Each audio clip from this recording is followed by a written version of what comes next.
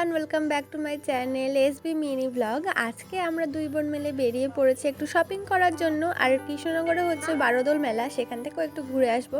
এদিকে দেখো সেলও বসেছিল, বেশ ভালোই ভেবেছিলাম আসার সময় সেলের থেকে কিছু জিনিস দেখবো। এইদিকে রাস্তার সাইডে সুন্দর সুন্দর ফুল গাছও এরকম ছিল, বোগেনভেলিয়া ছিল, তার সঙ্গে ছিল এই কাঠগোলাপ গাছটা অনেক সুন্দর। সবকিছু দেখে দেখে রেখেছিলাম যে আসার সময় নেব কিছু কিছু জিনিস বাইরে থেকে। তারপর চলে গেলাম আমরা এক্সপ্রেস বাজারে।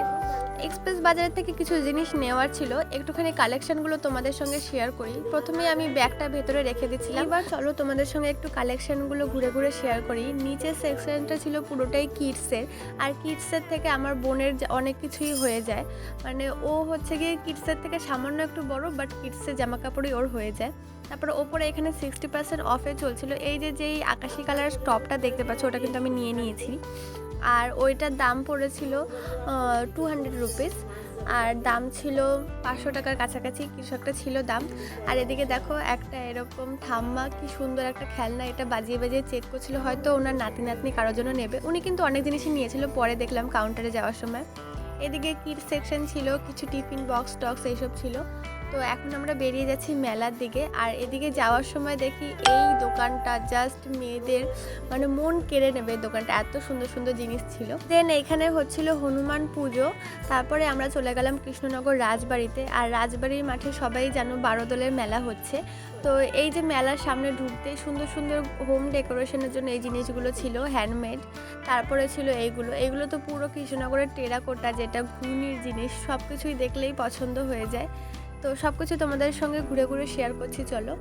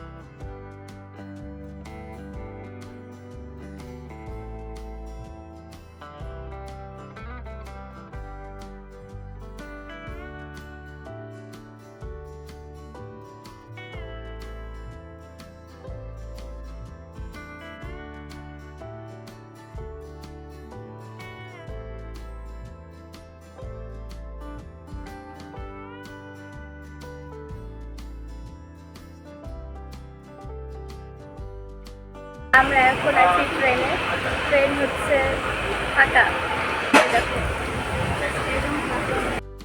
গাইস, আমার হচ্ছে নিরামিষ, আর ওরা আমার পাশে বসে বসে মোমো খাচ্ছে, চিকেন মোমো।